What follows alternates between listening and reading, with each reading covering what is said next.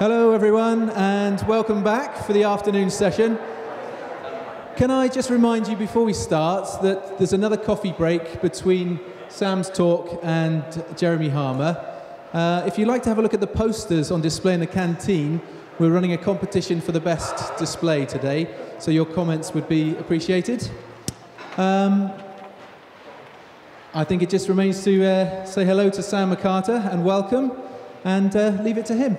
Okay. Right, okay. It's very nice to be here, and it's actually nice to be here on a sunny afternoon, and we're all stuck in here. Can everybody hear me well?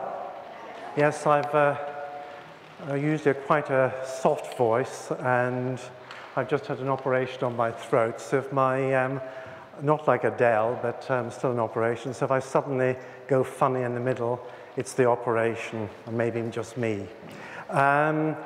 Just a little bit about myself. I teach postgraduate health professionals and have done most of my professional life, and I work in a hospital just outside Manchester, Hope Hospital as it was, now Salford Royal, and I teach by video from my living room in South London. So I live in a totally electronic world.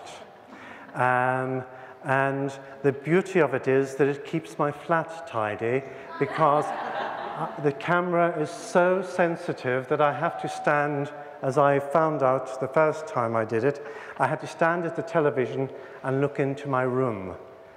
And this is important for IELTS because it's about change. And I suddenly realized that, oh my God, that was sitting under the coffee table.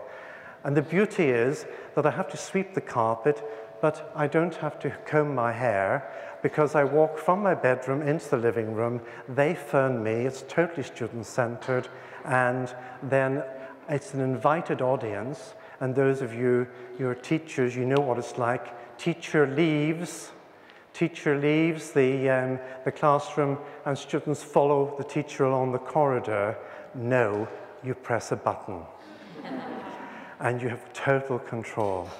So I've been doing this for 12 years now, and it's an invited audience, limited, and I do once a month face-to-face, where I do about 17 hours of IELTS.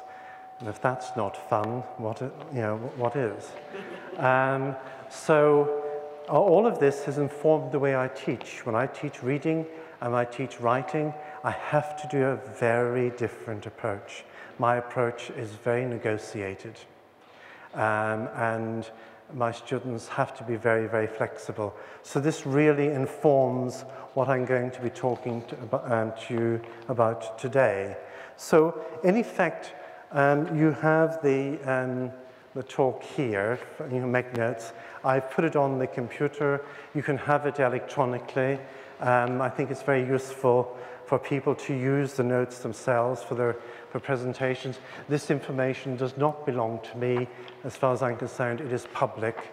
Education, as far as I'm concerned, is a public service, and we should be promoting that. That's a bit political maybe, but that is my view. So this doesn't belong to me, it belongs to you and to me. So when I first was asked to do this, I thought I was doing a workshop, but you're rather a large workshop, so I can't do the workshop elements that I'm going to do, and the abstract talks about doing a workshop, so I doubt if we're going to be able to do it. Even though I talk quite fast, I probably won't get through everything I want to say. The last time I delivered a talk of this nature, it was 5 hours in Tripoli, but we haven't got 5 hours. I haven't, and you haven't, and I doubt if you'd want to listen to me either. So, what we're going to do is talk about reading skills and improving reading skills in IELTS. And I think this applies to general people. I think when they come from EFL, ESOL, into IELTS, they think that they're entering a foreign country. And this foreign country speaks a different language. Like when they first introduced Skills for Life, and when any new kind of system is introduced, oh, we're going to be speaking another language. No, the E in IELTS is English. We are doing English. It's English for a different purpose, for students going into university. We as teachers, and I've been teaching IELTS since November 1995, and I'm one of these people I have to teach in order to be able to write, so I will continue teaching as long as I'm writing. So, let us go on. That is the abstract, no workshop element. And I think that this is Nation, and he's talking, I think, generally about reading, but it applies to IELTS and applies to English for academic purposes.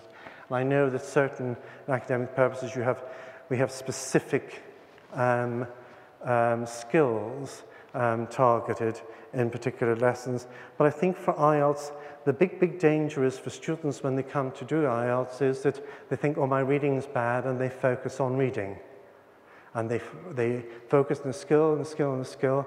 This arm has got this vast bicep, and this arm has atrophied, and the legs can barely move. And that is IELTS. There are 4 scores in IELTS and 1 global score. The reason why there are there's 1 global score is that you're testing the same thing 4 times. The features in the language, in the academic world, and in IELTS are essentially the same, and these features go across. The problem is that if students, and we as teachers, we are guilty of this, I'm guilty of it myself, we focus on 1 skill and don't do transfer. I was teaching my class yesterday by video, and we were doing task 1, and they were writing things, and I said to them, this information is not given in the graph. And then I said to them, this is not given in the graph, where do you get that tested again? It's tested in the reading with true, false, not given. And students have great difficulty with true, false, not given. But when they see it in the writing, it became a very simple thing. They were inserting not given. And what is the problem with students when they look at not given statements in true, false, not given is that they don't understand what these statements, how do they fit into language? It's because they do it themselves. So what is done passively and actively has to be tested. So it is the same structures, the same principles being tested again and again. So we shouldn't be doing the skills for IELTS in isolation. Integrate the reading with the writing if you can, and if you can't do it in the same lesson, refer across, and when you're referring, refer to what I would come to next. Nope, I've decided not to work. No, it has. I have to point at that.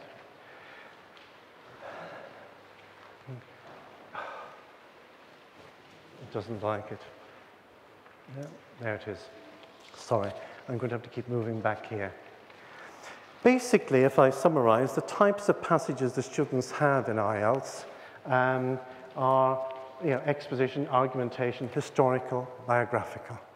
It's limited. The language in IELTS is dictated by the actual content of the skills that are being tested. And the skills are dictated by what we call text or features or essential features. Now, this covers 2 slides. I'm not going to be able to. This slide and the next one. And this is taken from Cyril Weir, and I've added bits to it. What I would say here, that this is the sort of thing that is missing in students' understanding of a language when they come to do IELTS. If I make the analogy with the universe, in the universe, there is known matter, and it's about 14%.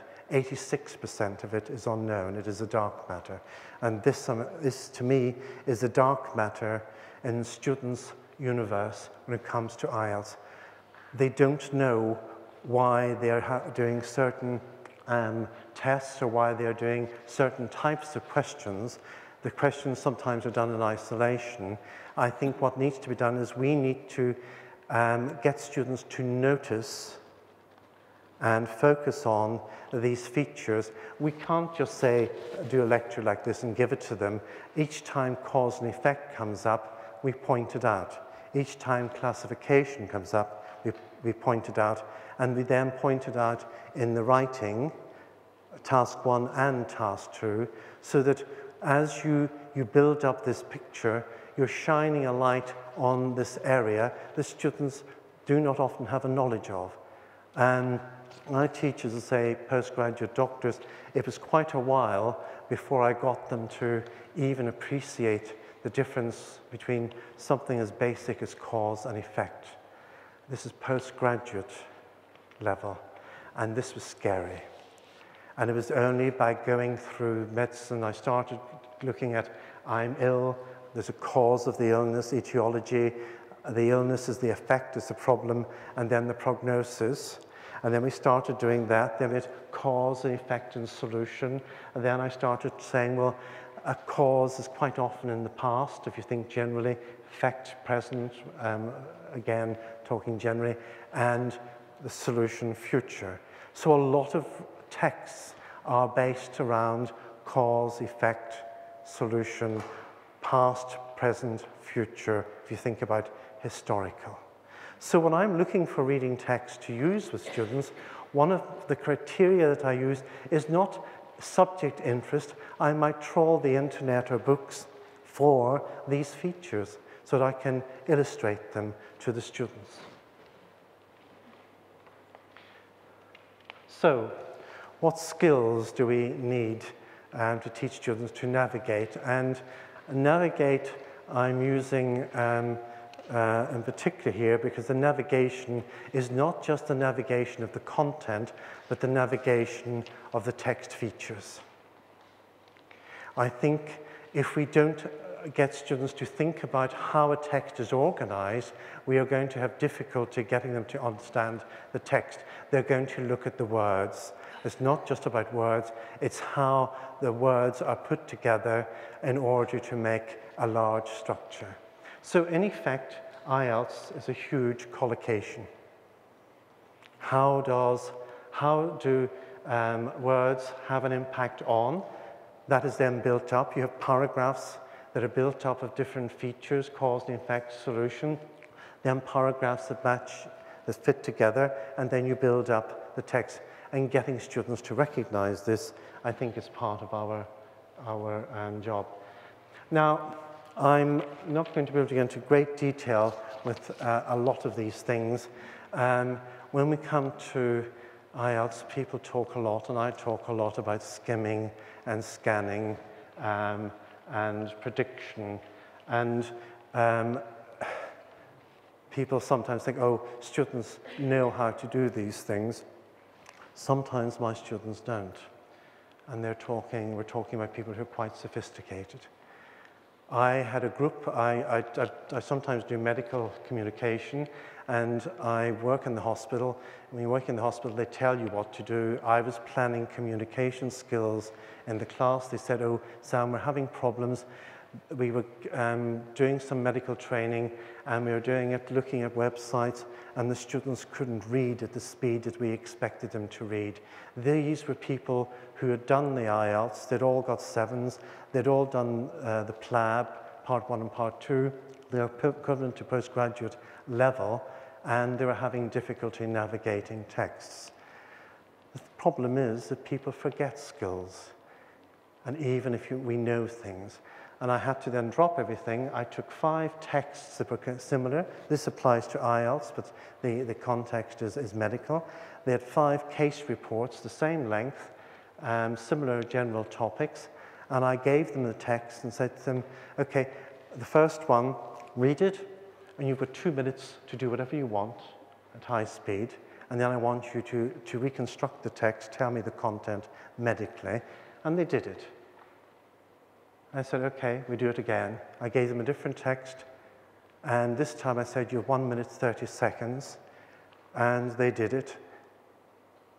And their comprehension increased. I reduced it to a minute in the third time, and comprehension increased even further. Because the texts were very similar. And then we spent, that took about 45 minutes. We then spent an hour and a half trying to work out how they did it. And they then constructed what the skill was from their knowledge, but they had forgotten that they knew it. And when they came to do it, they didn't know what to do. It needed somebody else to go into their brain and pull it out. And that's what our jobs are. We're about pulling things out. That is what we do. We educate. A lot of the stuff is in there. We forget it's there. Sometimes it isn't. But with IELTS, you sometimes need to activate. The activation of schemata is a very important thing when it comes to students' skills. I've done this in a classroom with IELTS, the same text. Quite often when I'm doing reading, I don't give students questions, because those of you who have taught IELTS, and any kind of reading passage, what happens is the students look at the text, head down, panic, look at the questions. They have no idea what they're doing. So what I do is I get rid of the questions, give them the text, and say, what would you test? And they come, after I've trained them in cause and effect problem solution, say, well, this is description. I'd use sentences, sentence completion here. I'd use multiple choice for cause and effect, or true, false, not given here. And this looks as if it's the most important part, because it's the conclusion. Ah, yes, here's the purpose and the cause and effect. And I say, okay, I will write the test. You've told me what you want. I wrote the test, give it to them. And they got 100%. I did the same thing with teachers, and they gave me the same answers. Tells me a lot. And the text was deadly boring. It was about llama wool by somebody whose name I do not know. I'm Irish, but this name I couldn't pronounce, and I took the name. I took the article because I loved the name. It's a good reason for selecting an article. And it was deadly boring. It was full of words they didn't know. And not one of them said to me, I don't like this. I don't understand. What's this word mean? Because they were talking at a cognitive level. They were not focusing on something down here. But they understood everything, and they told me what to do. And then when I did the test, it worked very well. Another time, give the students the questions and get them to construct the text from the questions. The questions are a summary of the text. You'll be very surprised. Make sure you give them a test the students haven't read. I did this with one of my own passages.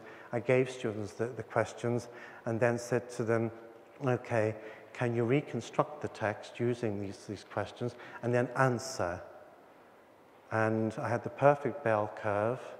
I had one student got 13 out of 13, and I had a bunch of people around 10, 11 correcter than the usual.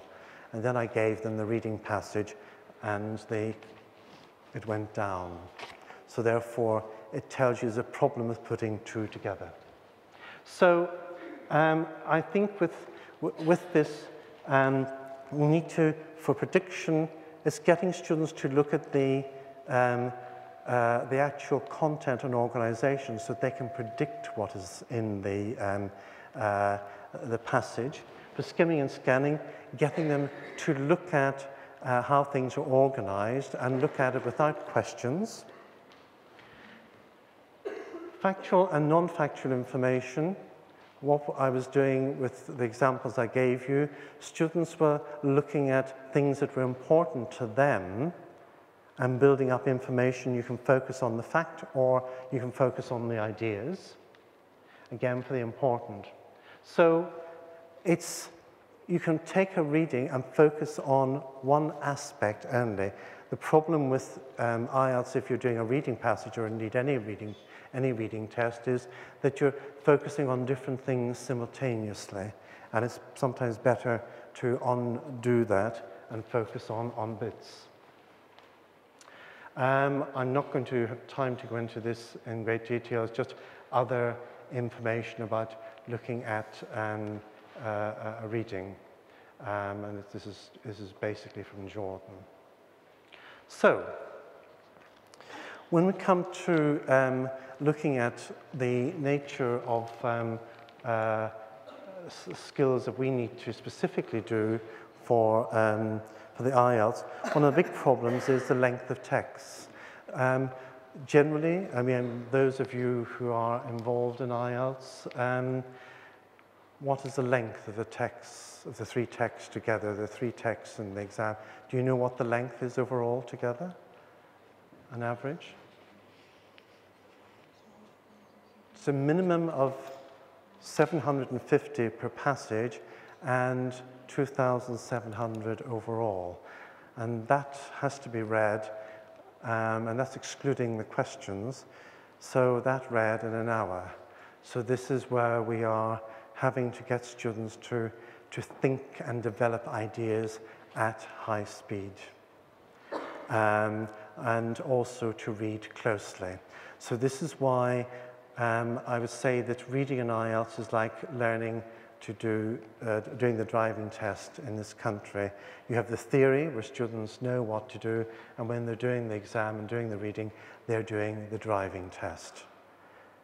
They are actually physically, practically doing the test. The theory is not there, and it's getting students to navigate these ideas.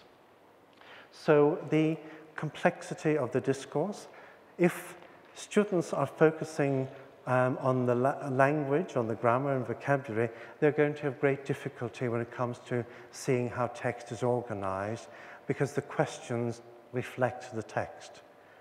So if it's about cause and effect, problem solution, this will occur in the questions. So therefore, it's for us, I think, to teach students to look at the questions, to look at the text and get them to learn to find where things are. For example, in many exams, you might have several texts based on problem and solution, cause-effect problem and solution, very common academic construct. And there's quite a well-known one of the test books, which is on the impact of wilderness tourism. And there are 3 headings the students have to give. And I've given this to students, and they've panicked, because they look at the text, they look at the length of the sections, and they approach the text from an emotional point of view, not from a logical point of view. And these questions are questions 1 to 3, and yet they get it wrong. And these are quite sophisticated people. And you think, well, why are they getting it wrong? And they are not thinking about life and how things are put together. How I get them to think about it is say to them, okay, the heading, impact of wilderness tourism, what is that? Give me another word for impact. Effect. What word goes with effect? And they sit and think for a minute, and I always say to them, because I get them to think of collocation, I say to them, fish and chips, cause and effect, cause, effect. And so what words go with cause, effect? Effect, another word for effect is a problem. What word do you associate with problem? Solution. There are 3 sections to have headings. What is the logic? The logic is cause, effect, and solution. And then where is the solution? Does solution come at the beginning? No, at the end. So we know that this is a solution. What is this? It has to be cause or effect. And then I say to them, read, and you can do this particular text, read the first line of the second section. What word do you notice? They say, well, there's the word effects here. It's plural, so it must mean there's more than one effect. So this has to be effect. That has to be cause, that has to be solution. I said, that takes you 3-4 seconds. You haven't read it. You have to check it. You have to check in the questions, but you have got the structure. This is the dark matter that is not obvious to you. And then they go and do the headings and think, yes, this is dead easy. And they say, but does this ever occur again? I say, in medicine, what happens when a patient comes into you? Problem, solution. It is the same. This is replicated. Classification, cause, effect, problem, solution. And then it gives them the confidence of looking at the reading. Now, I'm just going to mention this word effects again. You could take the range of texts that are used in IELTS and isolate the general nouns that are used in order to organize and get them down to less than 20 words. General nouns, do you know what I mean by general nouns? People call them cohesive nouns, summary nouns, carrier nouns, shell nouns. Halliday and Hassan, a long time ago, but still highly relevant, calls them general nouns. I still think this is the best term. And people call them shell and carrier because they carry ideas. These are the words at the heart of noun phrases. The impact of wilderness tourism. Impact is a general noun. It means nothing until you add something to it. And that is why they're called carrier and shell. But those of you who look at academic headings and write abstracts and whatever, and in every area, you will notice that these nouns have high frequency. And in headings in IELTS, they are the words that occur: solution, impact, effect, argument, description, reference, and introduction. And you get students to learn them. It tells you where things are. This is navigation. If something is to do about solution, why look at the beginning when it's at the end? And building this up, it gets students, it takes away the ambiguity of writing topic sentences. And how difficult are they in writing? Because topic sentences get students to see what happens in reading text and get them to write. Then you get students to write topic sentence. You get them to read topic sentences. And then when you come to task 1, you can say to students, write the overview, and you're doing 3 things at one time. So you're getting students to see the connection using general and specific across 3 skills rather than 1 skill, and making your life and everybody else's easy. So I would say that we think about the text and get students to recognize we brainstorm a text from the point of view of ideas using the headings. I say brainstorm the text from the point of view of organization using text features, because the features in the academic world are limited. The subject matter is unlimited, and that is basically a general summary of IELTS. So if you get students to recognize the generic aspect of organization and then the generic aspect of language, if cause and effect is very, very common in academic text, then it's sensible for us to get students to learn what cause and effect means and how it is translated into writing and reading. And teacher-student interest. How do you make reading texts interesting? I gave you an example of not focusing on the content. I think sometimes we over-focus on the content, and then students can't look at the generic aspect and test that. Give students a reading passage that is of no interest, and see what they do with it, and use a stopwatch. The stopwatch is our friend. You have 5 minutes to do this. Nothing to do with you or me. Do it. You think of it, I've got very sophisticated, very stubborn, and very opinionated postgraduate doctors. And now, when I start to do something, they'll automatically get into groups and pairs and want to do things. They're very good at working together and working individually. And therefore, it's a good thing to get them to to do things like creating questions. The other thing to do is to get students to give you reading passages. Sometimes my students give me reading passages and say, oh, this is interesting, can we do this? I write the questions, they then they do the test. Or get them to bring you a reading passage that they like and say to them, okay, you have to do this after you've trained them. And this is for not a day like today, but for a rainy day. Give them the passage and say to them, okay, this group, can you write me true, false, not given statements? This group headings, this group multiple choice. And in an hour, it'll take them, and they argue and argue. And then this group has to then present the questions to the rest of the class and test the class.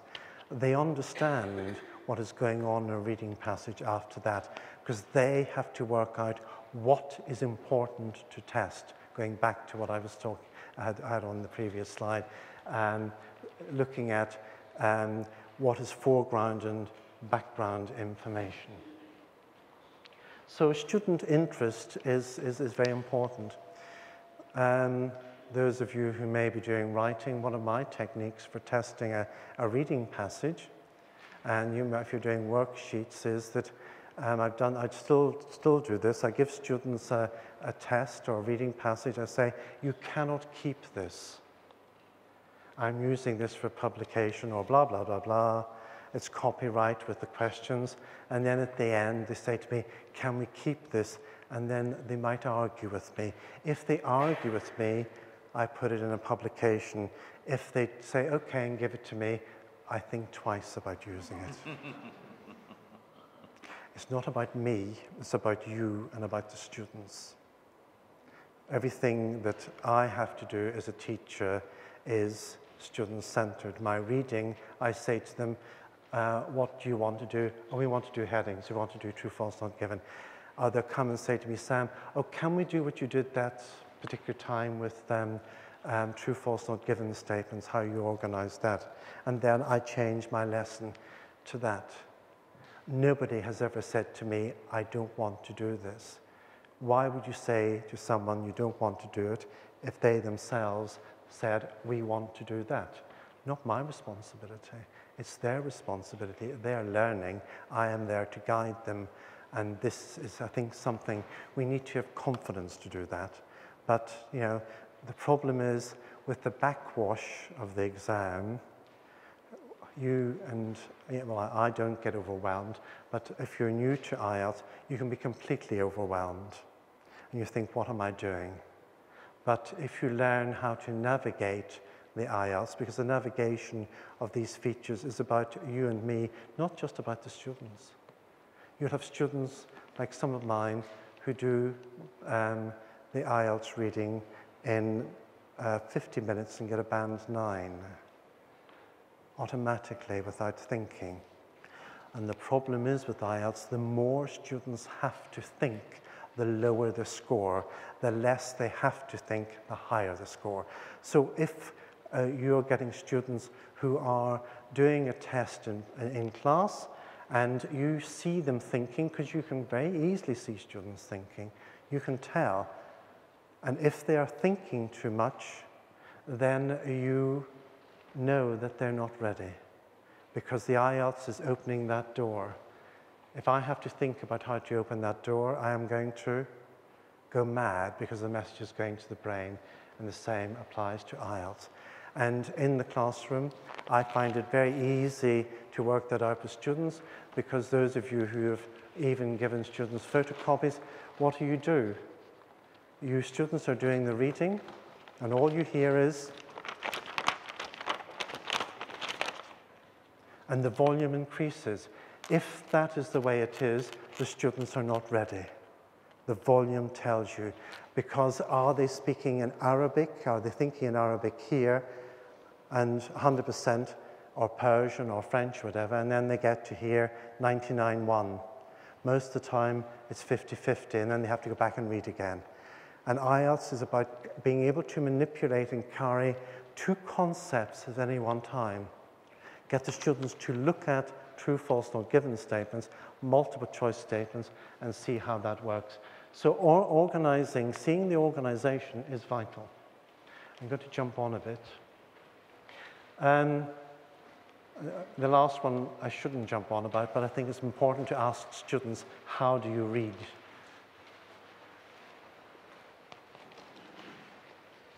This may seem very simple and simplistic, but you can divide the types of questions in IELTS into two particular groups, global and discrete. I mean, I'm summarizing and simplifying and generalizing here, but obviously, just for our purposes, we can divide them up like this, just for the students, and then as they get better, then they can refine it, and you can refine it.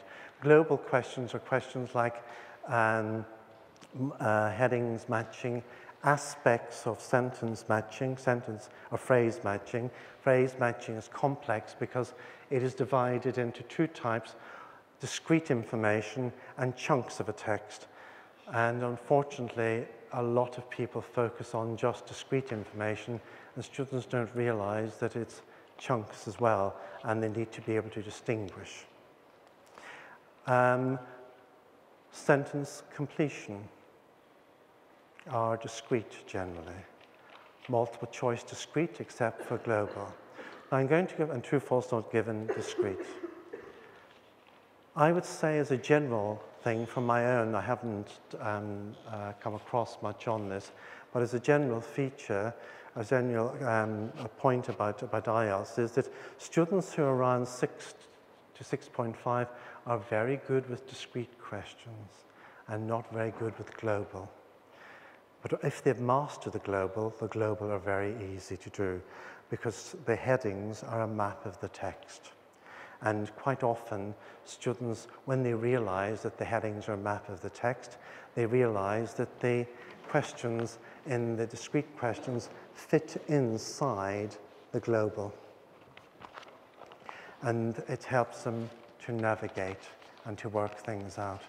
And I think if you look like any reading passage, and no matter what it is, the questions, the answers to questions as the questions should not contradict each other.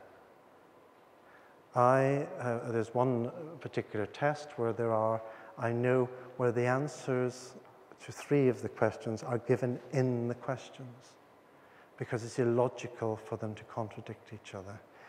I remember pointing this out to when I was being asked to do something in British Council, and I pointed this out to the person in charge, and he looked at me and said, does Cambridge, do you know this? I said, no, but that is the nature of testing.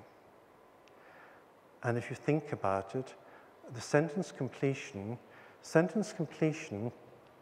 is based on students have to fill in usually a noun phrase, nominalization in IELTS, an academic way. They have to fill in a noun phrase into a sentence. And I didn't realize that some of my students find this very difficult because it's easy in inverted commas. The difficult ones are true, false, not given, yes, no, not given, and headings. And I said to the students, okay, where are the answers in the text? And they started mapping the answers, and I got them to box. I said to them, what do you notice? And this is part of the problem. They hadn't noticed. They hadn't noticed the organization. I said, what is the nearest punctuation mark to all of these phrases? And the nearest punctuation mark was a full stop. And the reason for that is that new information in a text comes at the end, generally, not always, at the end or towards the end of a sentence. Why would you test the anaphoric information, the he, the she, and the it? You test that in the global questions. And every single answer was in the last 4 or 5 words, and they were shocked. And the reason is that the important new information comes towards the end because at the beginning, this idea. I mean, I am simplifying things, obviously, but I would get back again to noticing full stops, because before and after important information. What is the problem when students write before or after the full stop? After the full stop. When they're reading, before the full stop. Try looking at that one in the classroom. Don't get students to type, get them to write, and look at their handwriting after the full stop and watch them. What happens when they get to the full stop? They sit and think and their handwriting changes because they don't know how to do the referencing. And my big thing I say about writing, and this applies to reading, is that students have ideas. They don't know how to connect ideas. Not only do they know not how to connect ideas, they don't know that ideas can be connected. And it shocked me when I was doing a class and a student said to me, and this is a doctor, very fluent, and I made a connection between two things. And she said, how are they related? I said, well, they're related very easily because this has got a link and this has got maybe a cause and effect. And when they realized that, then we started applying it to writing as well as to reading and to listening. And it's getting students to see links all the way through. So when it comes to global and discrete information, it's learning, getting students to look at two things, look at the information from a top-down and a bottom-up. I would say a lot of my students are bottom-up, and I try to get them top-down. And it is an issue. And sometimes I do it by giving them a stopwatch and saying to them, even when they're making them use a stopwatch when they're reading, or I give them a text, and these days you can do it electronically, but I get them to turn it over and then get them to tell me the structure of the text, not the content, the structure. And then tell me about the content. So this has to be done at high speed. None of us, I would say, works on the basis of one or the other. It's a combination of both, but it depends what we are doing. We have an interactive approach in our reading. I would say most of the time I do top-down because with experience, I know what the collocations of words are and at the level that I am working at. So therefore, it's easy, but it's getting students up to that level. So learning the navigational skills is getting students to switch from one to the other, not using one skill at any one time. And this, I think, is part of backwash. Students get into the habit of looking at questions and focusing on the questions, and they adopt these skills. They are fixed, the skills, they totally absorb them and think there's no other skill. But they haven't turned the skill into a strategy and learned to choose the skills. And I say, sometimes they say to me, well, I can't do it this way. I said, well, you try it, and you may come up with a skill better than what I tell you. So my students are constantly refining, and then they tell me what works for them, and then I refine. But I would say that for a lot of students trying to operate at speed, and this exam does require speed, is that we need to teach students, as well as close reading, we need to teach them to learn what not to read. Might seem a bit strange way of putting it, but it's about learning what not to read. If I give you a series of words like luggage, airport, Istanbul, London, 55 hours, train, of volcanic ash, yes, you understand me completely. But where you've put those words together, not me. You activate a schemata based on, or schemata based on that. But if I say to you, by, with, from, to, for, at, in, on, do you understand what I'm talking about? No. That is what we use when we're doing close reading. And you get students to focus on the essential words in the paragraph, the theme, and the structure and get them then to build up a picture. If I say to you, volcanic ash first, Istanbul, London, 55 hours luggage, if I change the order of the words, does it matter? No, because you get a picture. Yet when we're reading, we read, or do we read, or do students read from left to right? I don't, because in my reading, it depends what I'm reading. I'll pick up a newspaper, sometimes I go, oh yes, oh okay.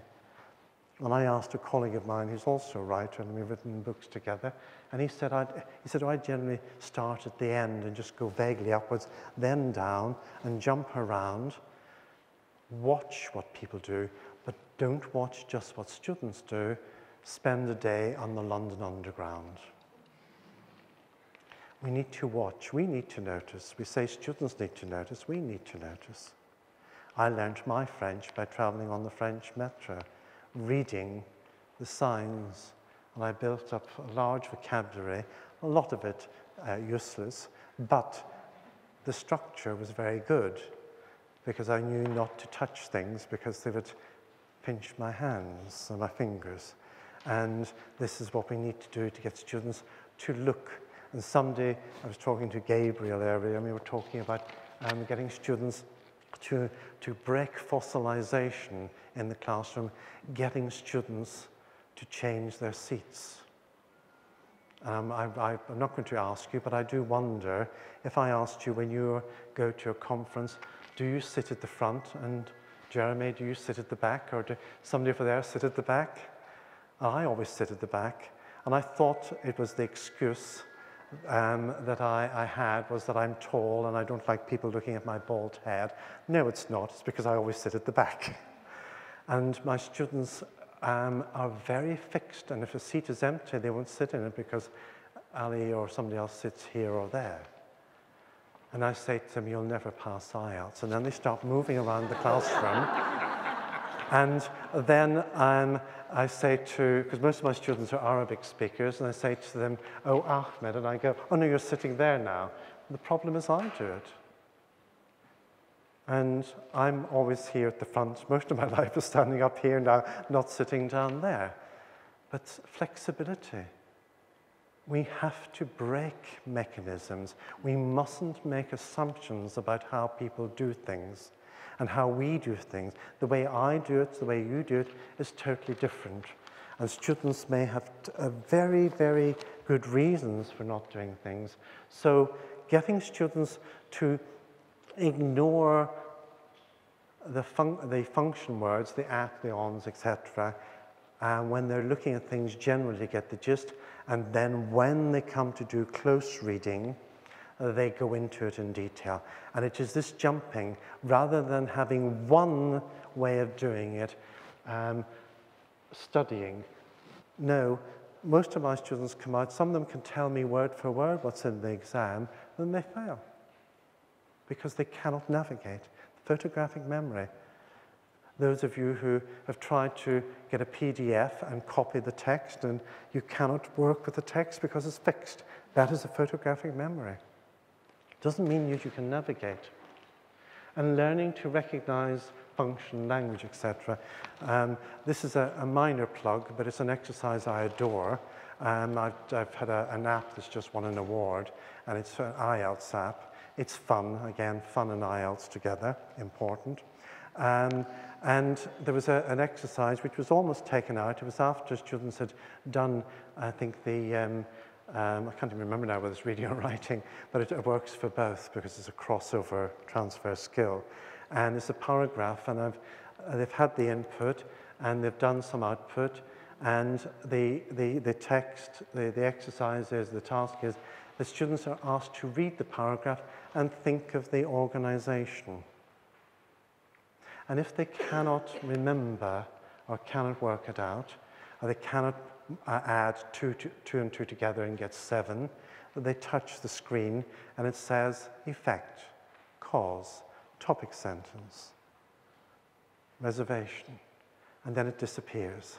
So they can do it again and again. You can attach it via an HDMI lead to a computer and use it for presentation skills. Ask students what this sentence, touch, and it comes up. And it works a dream. And it was almost cut out. This is the problem with dreams. They're almost removed. The other thing I would say very quickly, this is my classical background. I started off my life studying Latin and Greek, so I was heavily into grammar and constructing complicated sentences and focusing on verbs and et cetera, And when you're looking at a text, a very good way of getting a summary of what the text involves is getting students to do a map of the verbs, a map of the tenses, a map of the position of the verbs, a map of the aspect, active, passive, is it modal, and is it singular or plural, does it change? And then you can just focus on that and say to them, what does that tell you about the development of the ideas? And then you've got the new information at the end.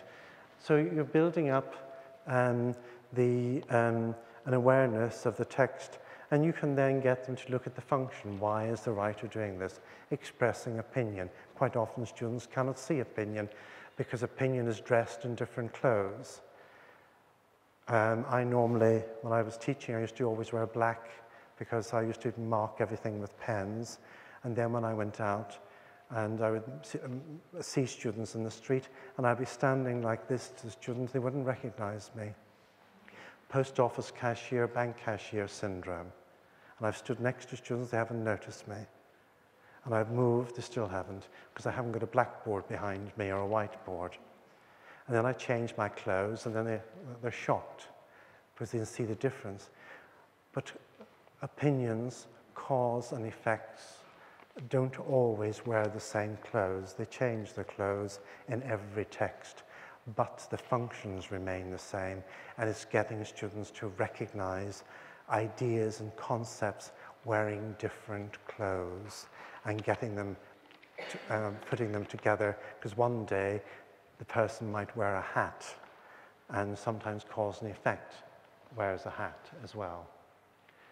And a big thing in academic text, and which is, I think, a problem for students coming from EFL, and I'd say for teachers, is the process of nominalization. And sometimes there isn't an awareness of this. The average nominal phrase used to be apparently 9 words. Is now 11. Read some, even newspapers, they were quoting the Chancellor, the ex-Vice Chancellor of UCL in London, a newspaper, and the noun phrase was 22 words long. And by the time I got to the end, I didn't understand the beginning. But if a noun phrase is 11 words long, students will have difficulty, perhaps, working out what it means, because by the time they've got to the end, they cannot remember what the general noun at the heart of the noun phrase was, perhaps, the effect. And then when they come to the writing, they write the wrong essay because they're writing about the end of the noun phrase, not the beginning. It's position and noticing where certain words occur. Maybe look at Michael Hoey on lexical priming. And the problem is that when students are coming from EFL to IELTS and to the academic world, the EFL world is, I would say generally, not always, based on the verb, arranging things, doing things. The EAP IELTS world is based on concepts and organizing concepts. Look at the speaking. The speaking is from personal to abstract. The reading is always abstract. The writing is generally abstract. And task 1 is not abstract, but about a kind of abstract a set of data. And this is a big shift. And you look at true, false, not given. And you realize that the true, false, not given is constructed this idea compared to this idea. This idea causes this situation. And then you can start building up a list of features of the language and constructs that are used in these types of sentence, and get the students to build it, and they automatically start coming up with the answers. I was talking to Gabriel earlier, and I was talking about a student of mine who had probably for quite a long time fossilized at a particular level. He's now getting 7s and 8s in his writing. They need 4 7s at the moment. It's about to change for doctors. He's getting 6.5 in one component. He's getting things like 7.57, 8.5, and then 6.5. And about a month ago, he started talking. And I think in the class, he was talking about something, and my jaw dropped. And I just laughed and said to him, "My God, you're talking like me. You speak fluent IELTS." And he loved it. He was so pleased. And since that, his IELTS fluency, he's a Band 9 IELTS speaker. And I mean IELTS in the sense of IELTS, not English. And the others are now starting to listen to him. It's very good. He's telling them what to do in the reading and the writing. So student-centered, not me-centered, and they learn more from me than they do otherwise. So I'd say about this, getting students to be greater awareness of the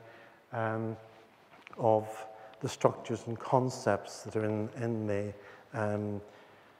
exam, and going back to using a technique that I mentioned earlier, get students to write their own headings before you give them headings, and then get them to do the text, but not EFL newspaper headings, academic headings based on the construction of noun phrases with general nouns, with some clauses beginning with how and what. If they are aware of how they're constructed, then they will be better able to notice them. It's a double thing. I realize there are a couple of minutes left, so I mentioned activating schemata, going back to luggage. It's worth building on this. Students have it already. It's not something that's new to them, but we need to get them to be aware that they can do this. And don't assume that they can do a schema or schematic activation. I was talking to a friend of mine who is, I would say, highly intelligent, speaks endless languages, and got a double first without any work at a very prestigious university, and is around my age. And I said to them, I've talked about activating schemata. This person speaks fluent Greek and knows ancient Greek, and he said to me, "What are you talking about?" And I thought, I'm speaking fluent IELTS here and DFL, and this person is a teacher. We mustn't assume anything. Assume that they've got a pulse if they're standing up or they're smiling, but beyond that, nothing. Okay? So activating schemata, predicting organization as well as content, looking at sentence and paragraph and text structure, and thinking about collocations and fish and chips, ladies and gentlemen, boys and girls, cause and effect, problem, solution. Yeah, not that different. And recognizing what is old and new information that is relevant to the subject and that students can ignore.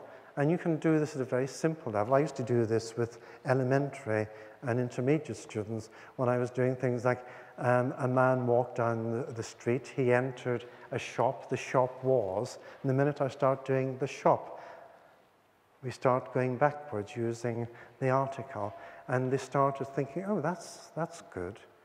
because the text becomes a little bit richer by getting students to use the articles correct. Then you build it up to an awareness of true, false, not given. You can go on forever about that. I'm going to jump on for a second. Time management. Use a stopwatch.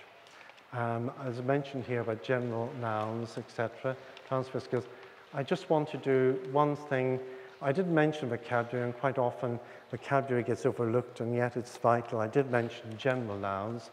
I would say that when you're looking at a text, say to students to, when you're looking at it, learn maybe 5 or 6 words, and say to students from a reading passage, what words would you learn? And they'll learn the words that they'll never see again in their lives. I was very proud when I started learning Latin when I was 11, and I came across the word oinokopteros. I thought, I will know this when it comes up in a translation. I've never seen it, and I did Latin for 10 years and still read it, and 50 years later, I still can't find it. What is the point? And the other day, I'm going to finish with this, the other day I took one of my students' essays and I put it into the AWL tool. Are you familiar with the AWL tool? The AWL tool, you'll find loads of it in the internet. This is a pawnation one. And I just took his essay, I put it into the AWL tool, and it analyzed it. And it comes up blue, green, yellow, red. The student had a lot of blue words, not a bad sign, a good sign. These are the basic words in the language, the first 1,000 words, and very few green words, which is always surprising, and a fair number of yellow words, which are the academic word lists, and not many red words. And then I showed them a text that I was working on, and the percentages were almost the same. Roughly, if you want comprehension at, I would say 5.5 upper B2, 2,000, 2,500 words. And for students to go a bit higher, using word families of the academic word list gives them another 5%. You can get them up to 83, 88%. And that's enough for them to be able to operate with IELTS. But I'd say play with IELTS. Don't be governed by backwash.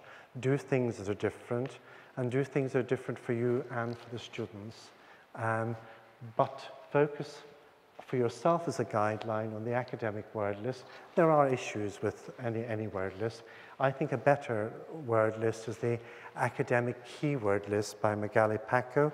If you go to the website, it's UCL, but UCL in Belgium, not in London. It's the University of Leuven, and it's a much bigger word list. And her book, although it's research, is very readable and very enjoyable.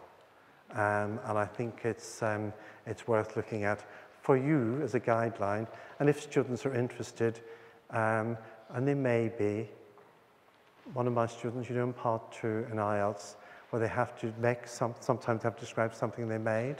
One of my students very proudly said to me, oh, can I talk about something I've made? I've made a dictionary. I said, what do you mean you've made a dictionary? I said, I've made an IELTS dictionary. And he had collected all the words he'd come across and written them down with all the meanings and examples. And I thought, wow, I couldn't do that. So sometimes people have skills beyond what we allow them to have. Allow them to use the skills, get the skills, allow them to come out, and don't suppress them. IELTS is about education. E, yes? Out. Okay, I finished there. Thank you for listening.